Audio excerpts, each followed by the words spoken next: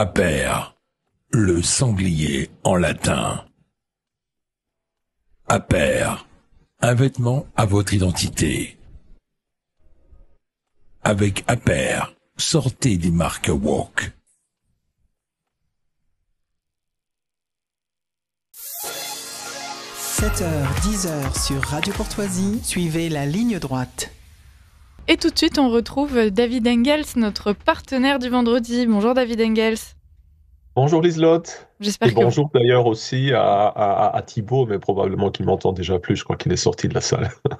Alors il vous a entendu, il est juste derrière la vitre en régie. D'accord. Et il vous salue également. Alors, très bien.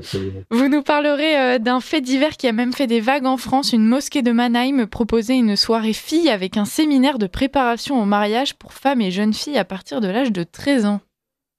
Oui, tout à fait. L'agitation médiatique était et est toujours très grande en Allemagne. Et l'on peut facilement imaginer les reproches sans même chercher les gros titres.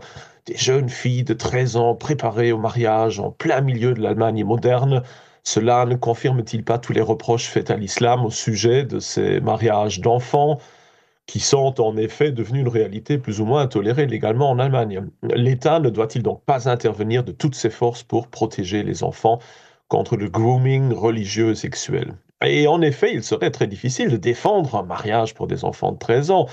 Même les arguments habituellement invoqués dans les sociétés du Moyen-Orient, tels que la politique familiale, la consommation du mariage seulement à partir de la majorité, protection des orphelins, etc., ne sont pas vraiment très convaincants. Le prophète lui-même n'offre pas un modèle tout à fait présentable, pour le dire poliment, en raison de son union avec sa femme préférée, Aïcha, qui avait, selon les biographes, 9 ou 12 ans lors de la consommation du mariage.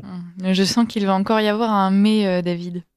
Oui, exactement. Je ne peux pas m'empêcher, par souci d'honnêteté, d'invoquer ici le mais qui me taraude depuis que j'ai entendu parler pour la première fois de cette histoire. Le mariage des enfants est-il vraiment le contenu de ce séminaire? Certes, sans témoignage vérifiable, il est difficile d'affirmer quoi que ce soit de valable, et tout reste donc spéculation. Mais si l'on prend l'annonce du séminaire telle qu'elle a été rédigée, et si l'on suppose que les organisateurs n'ont pas d'objectif honteux, l'événement peut être considéré comme une simple soirée d'information pour toutes les femmes en âge de procréer, et ce de manière très générale. Et c'est un scandale en soi? Je dirais que non. Le fait de parler de mariage et de famille à des jeunes filles à partir de l'âge de 13 ans ne signifie pas que ce mariage doit être conclu immédiatement. Mes fils aussi ont appris les règles de base du code de la route dès l'âge de 6 ans, sans que personne ne compterait sérieusement les mettre au volant, alors en mécontentement d'ailleurs. Et d'ailleurs, si l'on regarde le programme scolaire actuel en Allemagne, dans la plupart des autres pays européens, l'éducation sexuelle exigée par l'État et dispensée à l'école commence bien avant l'âge de 13 ans, parfois même dès la maternelle. On se souvient des nombreux scandales liés à l'utilisation de matériel LGBT dans différentes écoles maternelles, dont je ne veux pas répéter le contenu ici.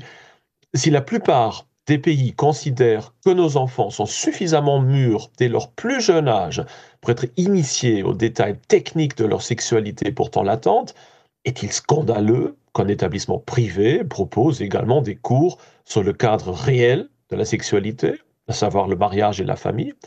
Une société qui informe déjà les enfants de l'école primaire sur l'avortement, sur la sexualité anale et la contraception, peut-elle vraiment s'indigner publiquement lorsque des femmes sexuellement mûres se voient offrir une préparation, certes religieuse, mais privée et purement volontaire, à la vie de famille?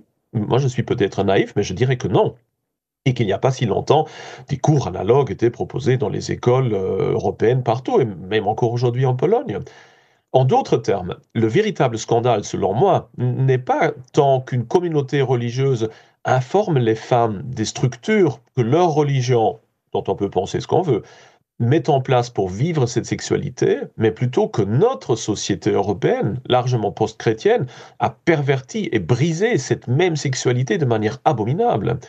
Qu'il s'agisse de la sexualisation omniprésente des médias, des idéaux esthétiques de la publicité qu'on ne peut plus qualifier que de pédophile, de la réduction omniprésente de l'être humain à sa dimension charnelle, de la destruction systématique de la vie conjugale, des scandales récurrents d'abus d'enfants, surtout depuis 68, ou de la dissolution de la notion de sexe selon le droit naturel, où que l'on regarde, le monde européen est probablement le tout dernier à pouvoir se permettre de critiquer la paille dans l'œil de ses voisins. Bien sûr, je suis d'avis que les enfants sont trop jeunes, même à partir de 13 ans, ou probablement aussi 14, 15, 16, pour s'intéresser vraiment de plus près aux questions de la fondation d'une famille. Et bien sûr, le concept de mariage et de famille dans l'islam est à bien des égards difficilement compatible avec celui de la tradition européenne. Si l'on pense par exemple aux droits des femmes, à la polygamie, à la procédure de divorce, à la responsabilité juridique de la femme, etc.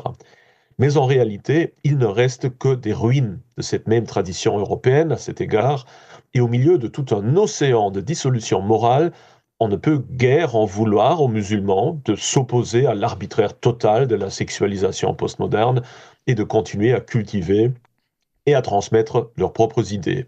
Quelque chose d'ailleurs que les églises chrétiennes n'ont, pour leur part, abandonné que très récemment pour éviter d'avoir mauvaise presse, comme si cette soumission proactive allait leur assurer une quelconque sympathie à long terme de la part des journalistes de gauche. Alors, quelle a été la réception de ce fait divers finalement relativement anodin, si l'on vous suit, David Engels ? Compte tenu de la situation idéologique actuelle, il n'est pas très étonnant que les critiques à l'encontre du séminaire sur le mariage de la mosquée de Mannheim aient été émises par littéralement tous les camps politiques en Allemagne. La critique de la droite politique était prévisible. Tout ce qui porte l'étiquette islam est considéré ici comme un ennemi en raison de l'immigration de masse. Et si ce fait divers lui permet de capitaliser sur les critiques habituelles comme le mariage des enfants et l'oppression des femmes, tant mieux. Mais pourquoi les libéraux et la gauche, malgré leur discours permanent sur la diversité, la tolérance, considèrent-ils la résistance des musulmans à la permissibilité sexuelle du monde occidental, ô combien éclairé, comme pierre d'achoppement? C'est simple. L'on veut bien laisser aux diverses composantes de la société multiculturelle leur diversité folklorique décorative, profiter de la main-d'œuvre bon marché, récolter les voix lors des élections. Et bien sûr, l'islam est toujours le bienvenu pour affaiblir juridiquement le monopole religieux et culturel de la tradition chrétienne tant exécrée par les progressistes. Mais que l'islam propose, en plein milieu de l'espace public, une alternative à l'élément central de la transformation identitaire du monde européen par la destruction de la famille classique, cela va manifestement trop loin pour eux. La soirée entre filles, le Mädelsabend de Mannheim, touche donc manifestement à toute une série de points douloureux de la société allemande et, en fin de compte, européenne, et révèle finalement plus sur les mensonges de vie des Européens modernes que sur l'état de la société islamique. Une fois de plus, je tiens à souligner que ces lignes ne constituent pas une prise de position en faveur de la fameuse préparation au mariage en question. Quiconque aurait lu, ne serait-ce que quelques-uns de mes essais, devrait savoir que ma propre vision du monde, chrétienne et européenne, me prédispose à toutes sortes de choses, sauf à l'apologie naïve de l'islam. Mais c'est précisément pour cette raison qu'il me semble important de mettre en garde contre le fait de mener le combat culturel actuel sous de faux auspices. Il serait en effet erroné de lutter contre le risque désormais bien réel d'une islamisation, au moins de l'Europe occidentale, sous le signe de l'engagement pour l'hédonisme, pour le matérialisme, pour l'idéologie LGBTQ et pour la théorie du genre, qui tous ne devraient pas être considérés comme l'essence des valeurs européennes tant vantées, mais plutôt comme la raison de leur effondrement effectif. Mais il serait tout aussi erroné de diaboliser tout ce qui est un tant soit peu étranger pour des raisons en partie racistes, en partie religieuses, en partie ethnoculturelles, et de réduire le combat culturel actuel à l'antagonisme entre nous et eux. Car derrière le nous, comme derrière le eux, se cachent des groupes tout sauf homogènes. Et si l'on est honnête, on peut tout à fait constater des convergences, pour moins partielles, par-delà toutes les frontières civilisationnelles, sans parler du fait que la situation démographique actuelle nous obligera, que nous le voulions ou non, à coopérer, du moins en Europe occidentale, sur certains points choisis, si nous ne voulons pas qu'un pays comme la France ou la Belgique sombre complètement dans la guerre civile et l'autoritarisme. En France, par exemple, de plus en plus de parents islamiques, tout en votant pour les partis de gauche, retirent leurs enfants des écoles publiques pour échapper à la propagande woke et ils les envoient dans les écoles catho dont ils apprécient le niveau et le cadre moral, tout en exigeant de la nourriture halal et les droits spéciaux en matière d'éducation religieuse. Un paradoxe qui illustre très bien les chances, mais aussi les graves problèmes des alliances contre nature qui marqueront sans doute notre futur. Par conséquent, même si l'on reconnaît certaines similitudes dans l'appréciation de Dieu, de la famille, de l'héritage culturel, il serait faux de ne pas souligner les différences fondamentales entre les visions du monde européennes et musulmane. Mais alors, en conclusion, David Engels, pour citer le titre d'un de vos livres, que faire ?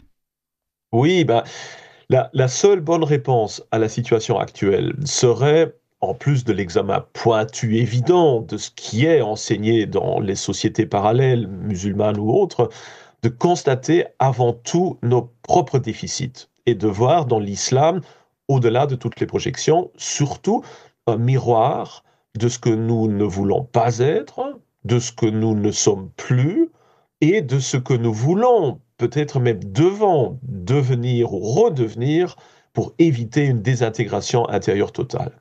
Et cela signifie essentiellement un examen critique de nos notions de l'enfance, de l'éducation, du mariage, de la sexualité et de la famille, et des lignes directrices qui confèrent à ces éléments centraux de toute société une stabilité interne et enfin une partie significative du devenir de soi et plus encore une partie significative de la dimension transcendante de notre être. Le fait que le mariage soit un sacrement dans le christianisme et qu'il constitue également une dimension centrale en tant qu'acte de foi dans l'islam n'est pas un hasard ou un vain discours, mais plutôt le signe d'une sublimation, au moins intentionnelle, de l'animalité par le symbolique, voire le transcendant. Une sublimation sans laquelle non seulement l'homme abandonne une dimension essentielle de son être, mais sans laquelle toute la machinerie ou toute la mécanique de toute civilisation doit aussi s'effondrer progressivement sur elle-même. D'abord par le positivisme juridique, puis par le relativisme, enfin par le cynisme et en fin de compte par l'hédonisme et la violence nue dont nous ne sommes plus tellement loin. Merci beaucoup David Engels pour cette chronique. On a un peu pris par le temps, donc on n'a pas le temps d'en discuter, mais merci d'avoir été avec nous et puis on vous retrouve dès la semaine prochaine.